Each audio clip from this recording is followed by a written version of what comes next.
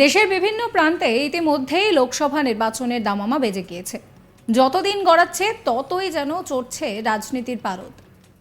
BJP কি ফায়দা তুলতে পারবে রাম মন্দিরের প্রাণ প্রতিষ্ঠা উৎসবের? সেটাই কিন্তু প্রতিফলিত হয়েছে এক জনমত সমীক্ষায়। আগামী 19শে এপ্রিল 7 দফার ভোটের প্রথম পর্ব শুরু হচ্ছে ভারতে। 28টি রাজ্য ও 8টি কেন্দ্র শাসিত অঞ্চল মিলিয়ে 36টি প্রশাসনিক এলাকায় এবার ভোটের ইস্যু কি হবে?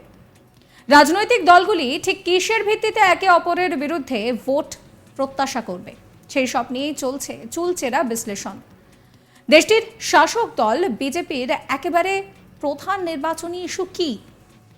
সম্প্রতি অযোধ্যায় উদ্বোধন করা হয়েছে রাম মন্দির। এই রাম মন্দির নিয়ে ভারতের মানুষ কতটা খুশি?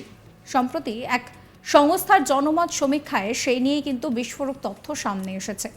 লোকসভা নির্বাচনের আগেও জনমত সমীক্ষায় পরিচালিত প্রাক নির্বাচন সমীক্ষায় জনগণের কাছে রাম মন্দির নিয়ে প্রশ্ন করা হয়েছিল।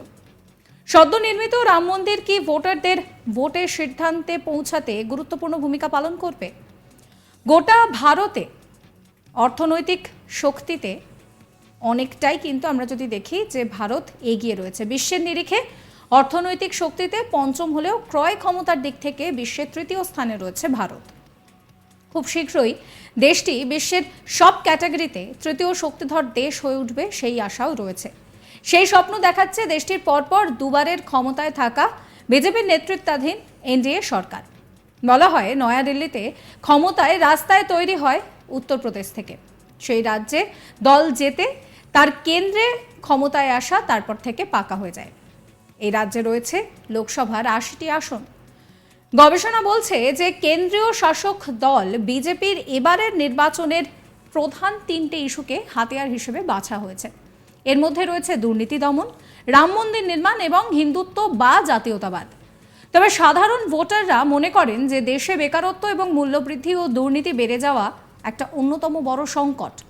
তাই সমীক্ষায় দেখা গিয়েছে নির্বাচনী প্রচারের সময় যদি রাম মন্দির ইস্যুর ওপরে বেশি ফোকাস করা যায় তাহলে বিজেপি কিন্তু আরো বেশি লাভবান হবে।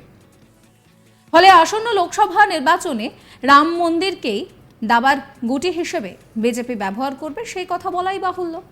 আগামী 19শে এপ্রিল লোকসভা নির্বাচনের ভোট গ্রহণ। তার ঠিক দুদিন আগে 17ই এপ্রিল রয়েছে রাম নবমী। জানুয়ারি মাসে অযোধ্যায় রাম মন্দিরের উদ্বোধন করেন নরেন্দ্র মোদী। সেই সময় রামলালার প্রাণ প্রতিষ্ঠা করা হয়।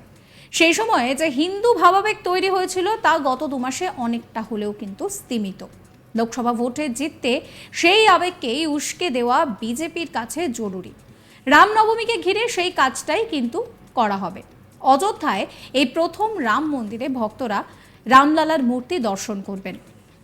লোকসভার ভোট গ্রহণ শুরুর ঠিক 48 ঘন্টা আগে নতুন করে রাম মন্দিরের আবেগ উস্কে দিতে সব রকমের চেষ্টা যে বিজেপি চালাবে তার বলার অপেক্ষা রাখে না।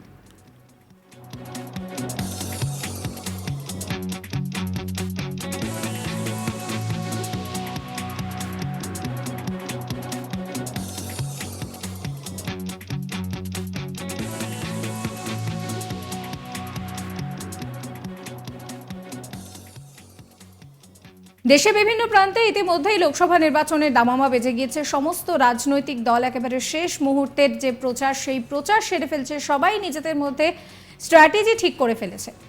যত দিন গড়াচ্ছে ততই রাজনীতির পারদ কিন্তু চড়ছে।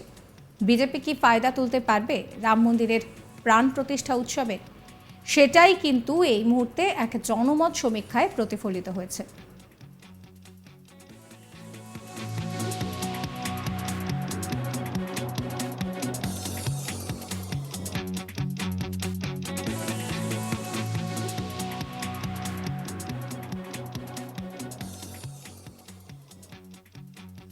মূলত 19 তারিখ নির্বাচনের প্রথম দফার, তার আগে 17 তারিখ রয়েছে রামনবমী।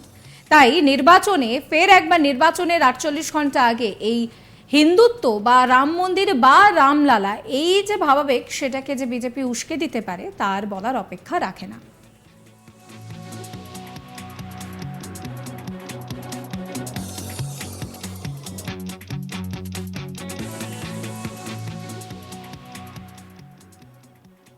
সাবস্ক্রাইব করবেন আজ তাক বাংলার ইউটিউব চ্যানেলকে, ফলো করবেন হোয়াটসঅ্যাপ চ্যানেলও।